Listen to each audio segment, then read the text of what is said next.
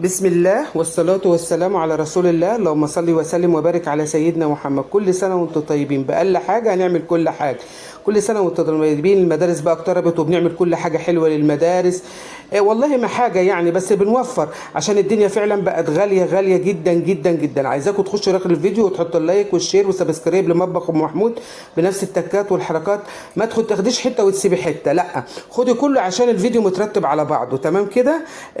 ربنا يبارك لكم حبايبي. وتروحوا صفحة الفيس بتاع ام محمود، والصفحة بتاعتي اللينك بتاعها على المنتدى عندي. تمام كده. حاجة جميلة جدا. شوف احنا عملنا كام واحد بحاجة بسيطة خالص. وعلشان تبقوا عارفين الفراخ اليومين دول بقى رخيصة، ربنا يعني يرخي قوت المسلمين يا رب. دايما بندعي بكده. هتعملي حاجات حلوة كتير. انتهزي بقى الفرصة، قصدي اقول كده، واعملي بنفس التكات والحركات. ده كان عندي ربع في الفريزر، كنت متبلاه ربع فرخة، طلعته على اقل من نص كيلو. واخدين بالكم يعني كده يكملوا ربع قطعة حتة كده شريحتين يعني. نص كيلو وشريحتين، يعني كل التوتال يبقى نص كيلو وشريحتين فراخ. تمام كده. ونقطعه ونضربه في الكبه. طب ام محمود انا ما عنديش كبه، واخده بالك انت ازاي؟ ممكن تمشيه في البتاع اسمه ايه، الخلاط. ممكن تمشيه في المفرمه، اي حاجه صرفي نفسك. ما بنقفش على حاجه، بس طالما هي اتفرمت، اقصد اقول كده، كل حاجه بتتعمل سهله. واخدين بالكم معايا. اللهم صل على سيدنا محمد وبارك عليه. كده معانا البصله اهيك، وقطعنا الفراخ صغير خالص، وقطعنا البصله مكعبات. بصلتين متوسطين خالص قد الليمونه كده، يا بصلايه كويسه يعني. تمام كده. وهنخش بقى ونحط الفراخ ونضربها. ضربناها. البهارات بتاعتنا ايه يا ام محمود بقى بعد ما قطعنا الفراخ على الكيس اللي انا حطيته دوت المشمع ده يعني؟ معايا بهارات برجر، ومعايا بيكنج باودر. البيكنج باودر ده يا جماعه بيوديه في حته تانية خالص، بيخليه خفيف وحلو، وبيديه نعومه حلوه قوي. ومعاكي فلفل اسمر، بصل باودر، توم باودر، واخدين بابريكا، فلفل اسمر. بهارات البهارات البرجر ديت بتيجي من عند العطار جاهزه. تمام كده. حطي معلقه من كل حاجه، نص معلقه. الف هنا وشفاء. الملح بقى حطيه على حسب ذوقك انت. ديت نص معلقه ايه بيكنج باودر. واخده بالك؟ معلقه زبادي بتطريه وبتخليه في منتهى العظمه. واخدين بالكم؟ بس اعملي بنفس التكات والحركات بتاع ام محمود، هتلاقيه اللهم بارك جميل قوي قوي. تدبير وتوفير وتغيير من كل شويه. الاولاد بقى بتزهق من الايه، من الخضار والاكل، وفهماني. معلقه كاتشب حار. طب ما عنديش كاتشب يا ام محمود، احنا بنيسر على بعض. اي معلقتين صلصه انت عاملاهم في البيت مصلصلاها يعني. تمام كده. ضربناها في قلب الكبه بتاعتنا. بصي بسم الله ما شاء الله عامل ازاي، الله اكبر عليه. تمام كده. حلوة قوي قوي. ربنا يبارك فيكم. الرضا يا جماعة، والتدبير والتوفير بأقل حاجة. لو عندك ربع كيلو هتعملي على قد الربع كيلو، عندك نص كيلو هتعملي على قد النص كيلو. تمام كده.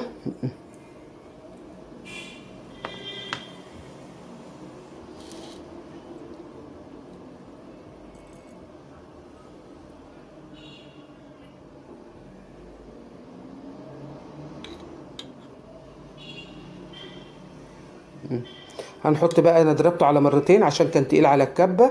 هنحط يجي 3 معالق نشا. النشا بيديله نعومه، يخليه ما يكشش منك خالص. انا ضربته على مرتين اتنين، المره الاولانيه ودي المره الايه التانيه. بوريكم كل التكه بتكتها بوريها لكم. تمام كده.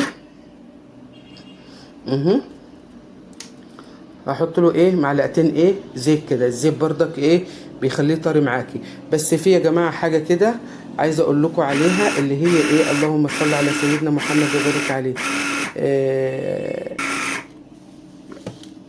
ان انت لما تلاقيه بقى يعني طري منك كده ما تخافيش، بيمشي بيبقى زي ما فيش اي. اعملي بنفس التكات والحركات، بنفس تكات ام محمود ما هي عملت. جبت اللي انا كنت عاملاه الاولاني وده التاني. واخده بالك انت ازاي اهو.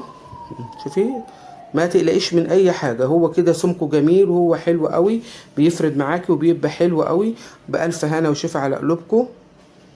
دي اللي حته طلع مني عرق، بيبقى في عرق في حته عظمه، اي حاجه لقيتها بطلعها. وانا بطلع بوريكم بردك اهي. بسم الله ما شاء الله زي الفل اهو. هدعكوا كده في بعضه اهو. اللهم بارك كده. لايك وشير وسبسكرايب، والصفحه عند ام محمود. قناه تكبر بيكوا وليكوا اخواتي، ربنا يخليكوا ليا، ما تحرمش منكوا. احلى عيله. الكومنت بتاعكم اللي بيرفع رقبتي لفوق، وتعليقاتكم الحلوه واللايك الحلو. واخدين بالكم؟ شوفوا جميله ازاي اهو. وهنعمله بايدينا كده، ولا مكبس ولا اي حاجه، هو بايدينا زي ما احنا عملناه كده. حابه بقى تنتكي فيه شويه كده، اعمليه على غطا برطمان. تمام كده. ده اللي طلع مني اهوك، اللي بوريهولكوا بردك. تمام. هتحطيه شويه في التلاجة، هتغطيه بكيس كده او استريتش وتحطيه في التلاجة شويه، علشان خاطر ان هو ايه اللهم صل على سيدنا محمد وبارك عليه عليه الصلاه والسلام. ان هو ده قرنين يعني حبه فلفل متقطعين كانوا في الفريزر، فلفل الوان على فلفل اخضر، واخده بالك. ممكن تحطيهم وممكن ما تحطهمش زي ما تحبي. انا حابه ان انا احطهم، ده اختياري مش اجباري، انا حابه ان انا احطه. تمام.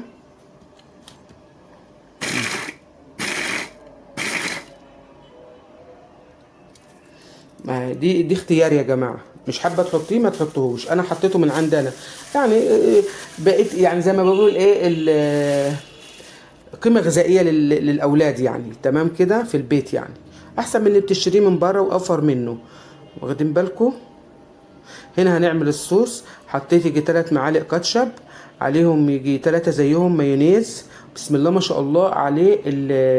الصوص ده كان تحفه. معلقه عسل نحل، واخده بالك انت ازاي. انا حطيت البرش اللي كان معايا او المعلقتين اللي كانوا معايا بتوع العسل دول، حطيتهم كلهم. بصراحه كان طعمه خرافه. على ما حطيته في التلاجة يشد شويه، او على وش الفريزر عندي كده عشان الفريزر بتاعي مش ادراج يعني. كنت انا عملت الصوص وقطعت الكاتشب وقطعت الفلفل وقطعت الطماطم وقطعت كل حاجه على ما هو كان طلع. قطعت بقى، ابتديت اقسط فيه. تدهني بس معلقتين زيت في قلب الجريلا بتاعتك كده على الجريل، واخده بالك انت ازاي، او الشوايه بتاعتك ديت. هي طبعا الجريل كلنا عارفين ان هي الجريل، واخده بالك اهو. بص بسم الله ما شاء الله، تحفه جميل، ولا اتهرى ولا برول ولا اي حاجه.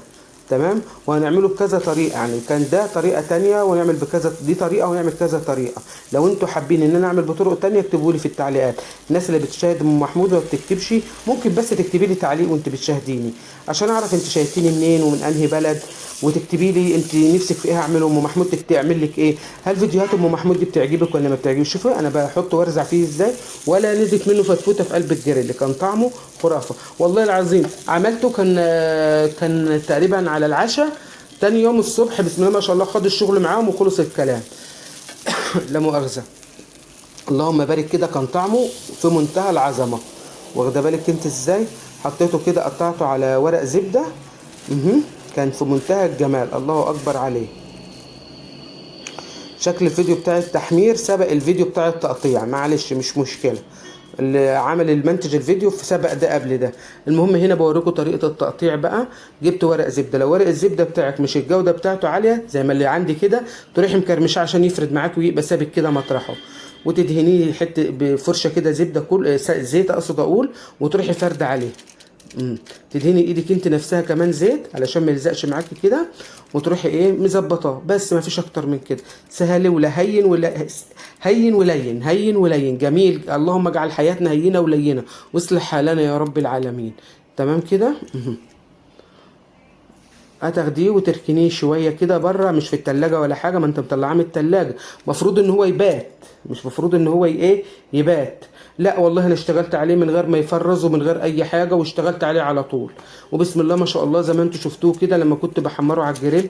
الله اكبر عليه. بصوا بس عشان هو عجينته لينه، فانا كنت بفرده على ورق الزبده. طب يا ام محمود انا ما عنديش ورق زبده زي كده، ممكن تفرديه على ورق كراس بتاع الاولاد، واخدين بالكم. بقول لكم يا جمال يا جمال يا ام محمود منشكح. لما اعمل كده عرفوا ان انا انشكحت.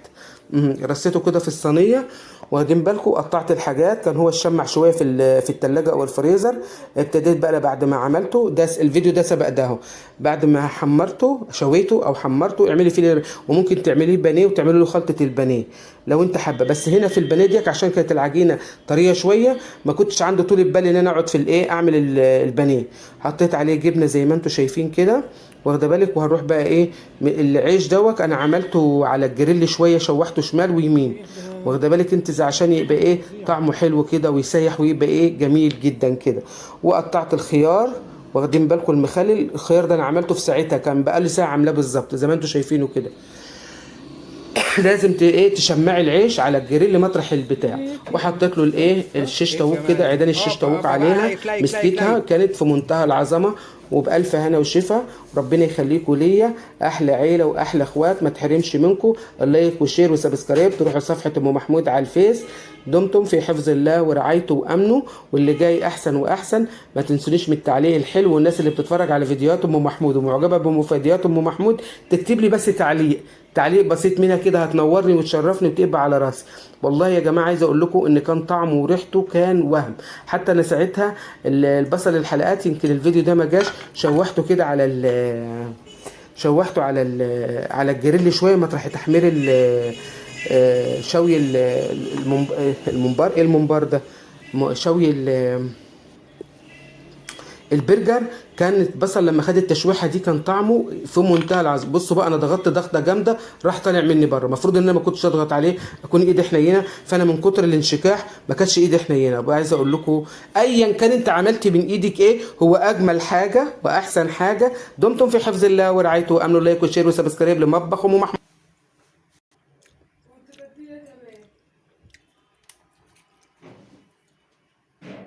جيت الصبح ما لقيتش حاجه. قلت ليه؟ لما كده ما عملتش حاجه.